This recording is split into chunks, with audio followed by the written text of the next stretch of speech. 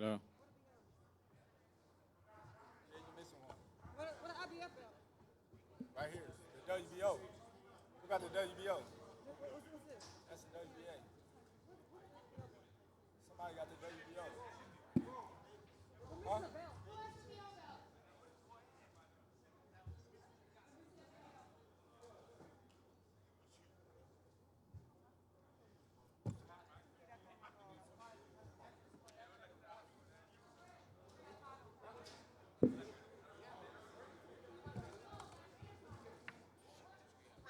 Yeah, let me get a water.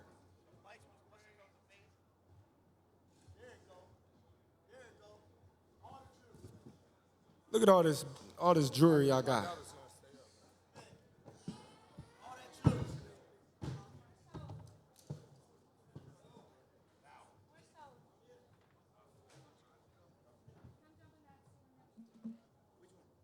Wayne, give all that to me.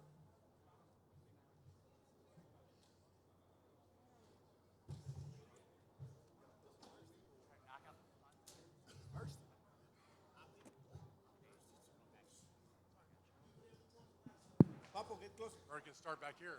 Papo, barely too.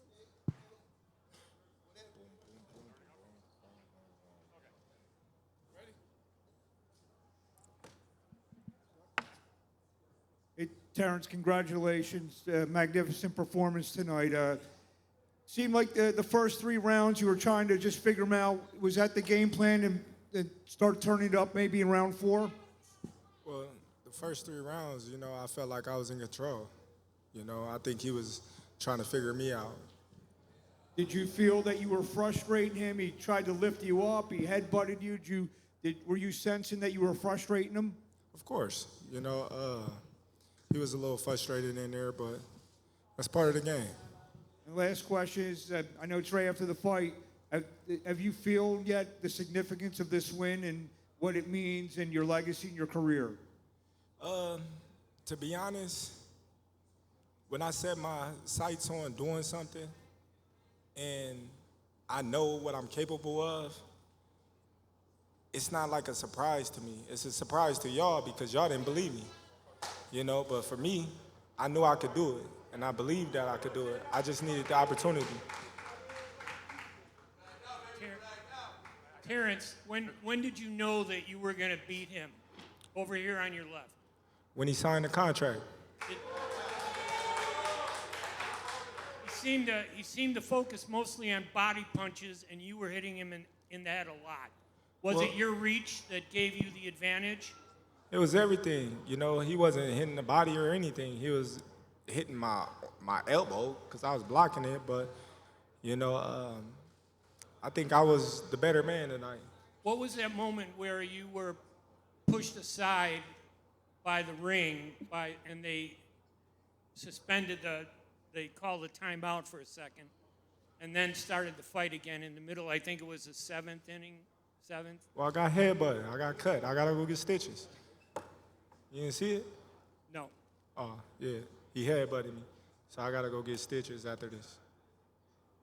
Hey, bud, straight back, right here. What's up, Dan? Congratulations on the victory. I want to ask you a little bit about the history that you made tonight, and I want your opinion on which means the most to you. You became a 5-division world champion. You became the 3rd 4-division lineal champion with Mayweather and Pacquiao.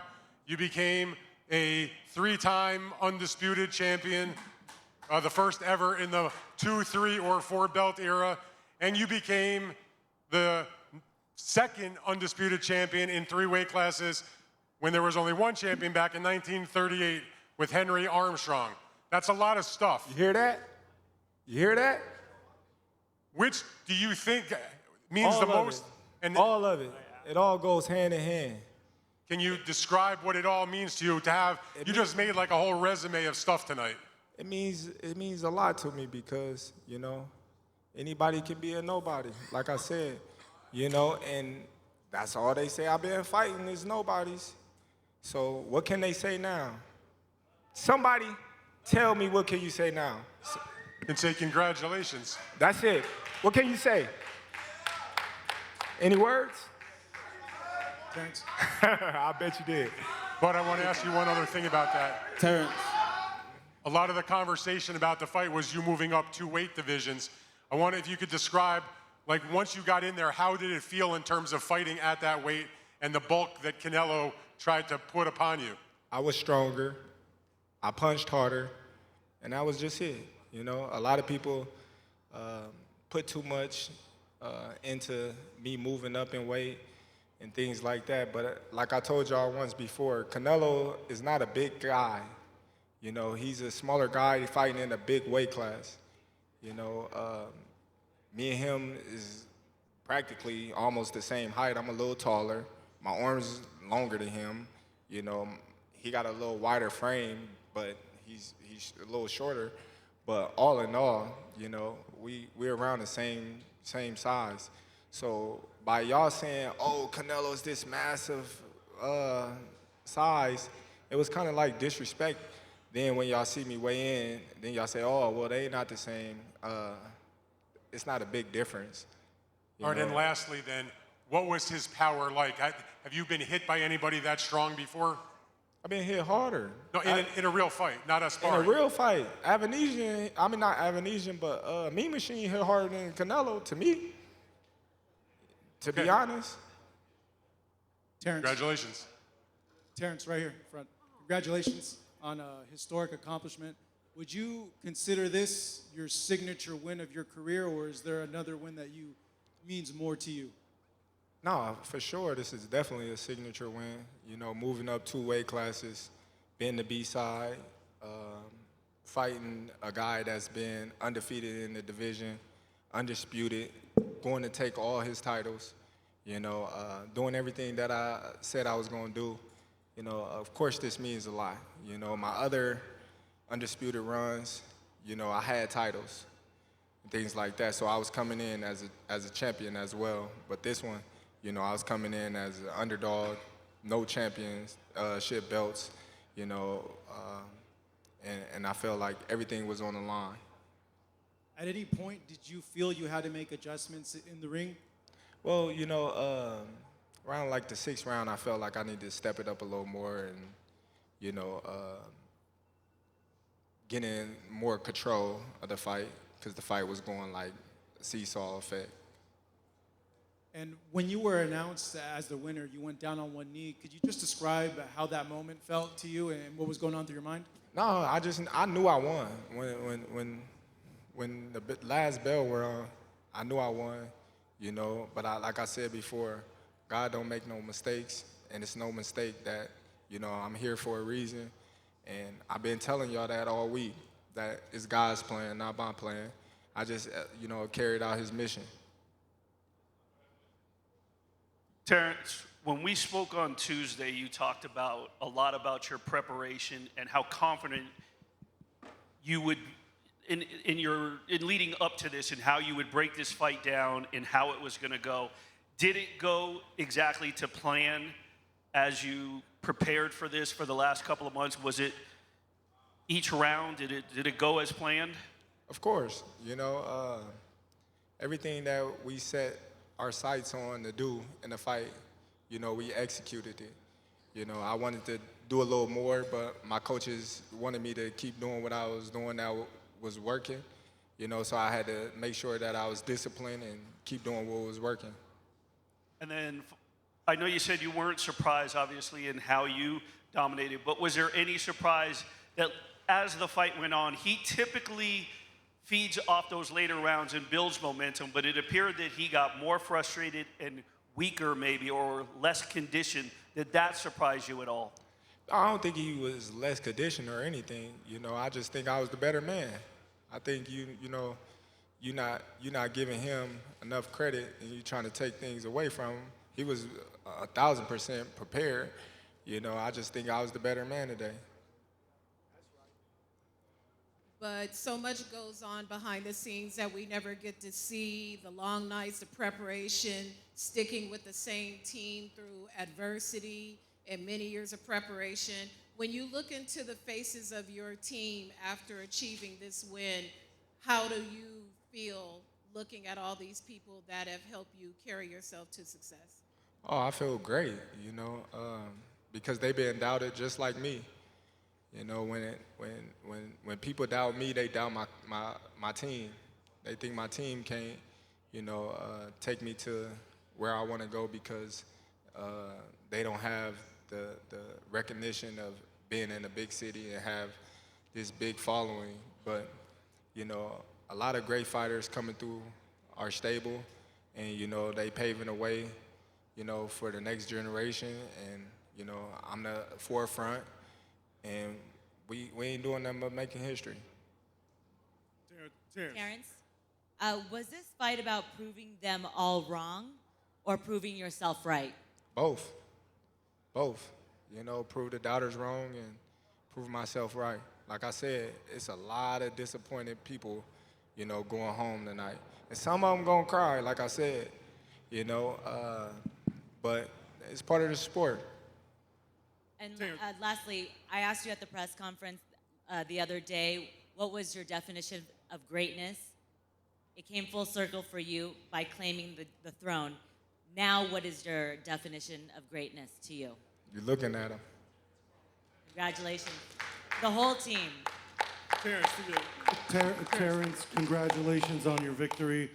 With the way you beat Canelo tonight, Spence a couple of years ago, everyone is going to start making comparisons with your legacy to Floyd Mayweather. How do you feel you compare with Floyd with the resume you have now?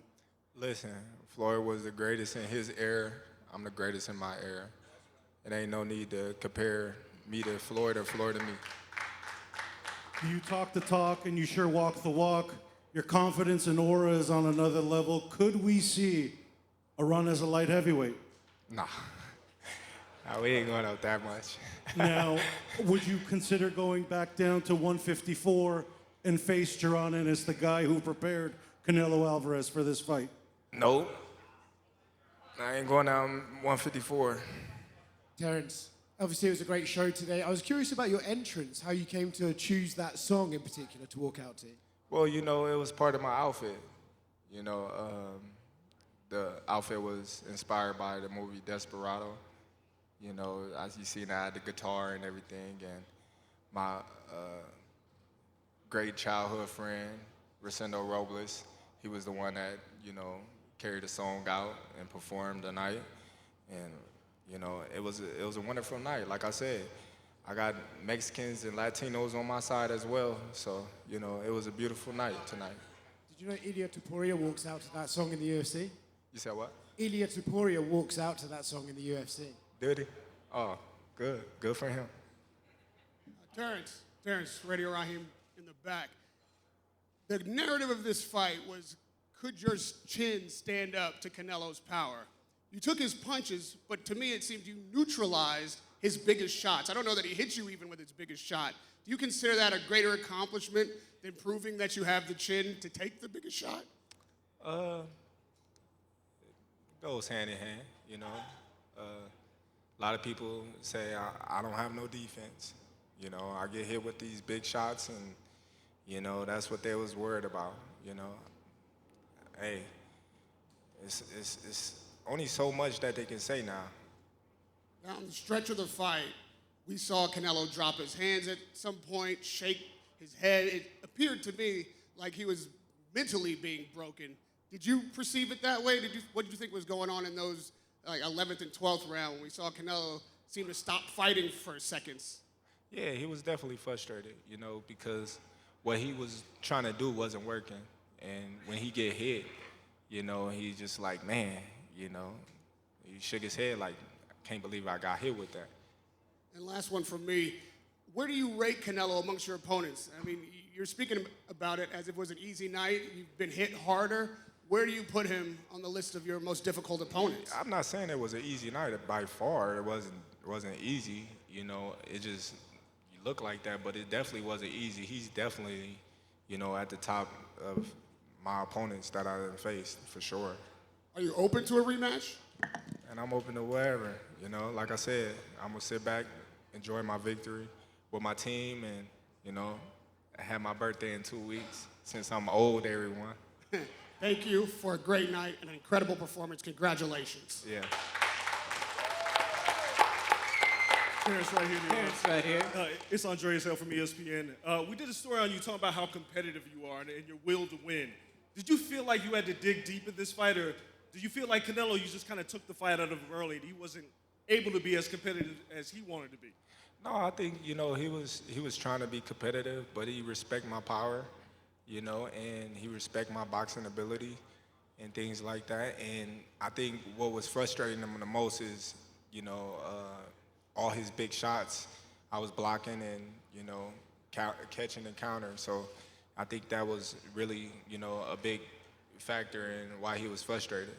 I think you said a lot, but when you're going to say, I told you so, and you wanted to relish the victory, it's now at the time to tell everybody, once again, I told you so. Oh, well, they know. The ones that doubted me, they know. I don't have to say I told you so or rub it in their face. They know and they see it. And this is right here is I told you so. Right here. Terence down in the middle. Terence right here. Terence right here. Terence right here in the middle. Max Kellerman called you the GOAT of this era in the post-fight. After everything you've been through, man, what was like hearing those words? Hey, listen, like I said, the great things come to those who wait. The cream always rise to the top.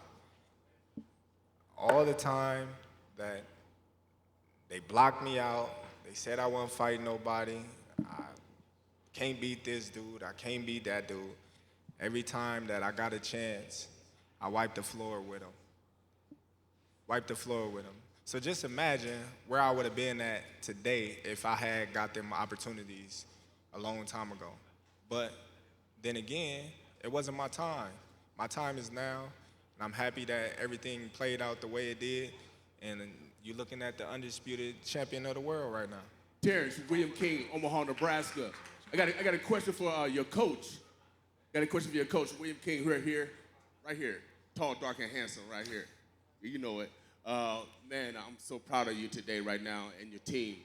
I'll just watch. Which coach? I got 3 coaches up here, Bill. To your left. The one I always be yes, always talking smack. But no, but I saw your son and my great nephew yesterday, a couple days ago. Yeah. They got interviewed by Fight Hub TV, and they predicted you was going to win. But they were so proud of you, those young fighters. What does it mean to you when you go back to the gym on Monday? As far as your coaches and your coaching team, what does that mean when you go back to your gym? So that's for Bud or for me? For all of y'all.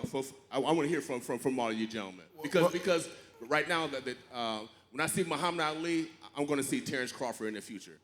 Right now, this is bigger. So you said Bud's son? You seen Bud's son? I saw Bud's son and my great-great-nephew, Reno, speaking, predicting that his dad and his surrogate father are going to win. What does that mean to you when you go back to the gym? Because those young men and young women look so much up to you, so much up to your team. Well, to me, it's just like I'm saying, it's how the man live. He a great father.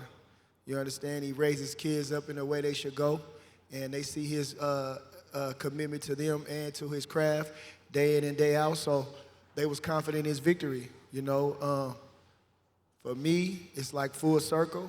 It's the Terence Crawford era, and we believe in God highly, and it's his time now. And if it's like you say, you see somebody else can do it, you can do it, but you just can't just think that. You got to put the work in, and Crawford put the work in since he was a baby. So, it's more than just talking about it. It's about being about it. You understand? So, for everybody that's in the gym, that's everybody around them, please start paying more attention to him and what he's doing instead of just hanging around.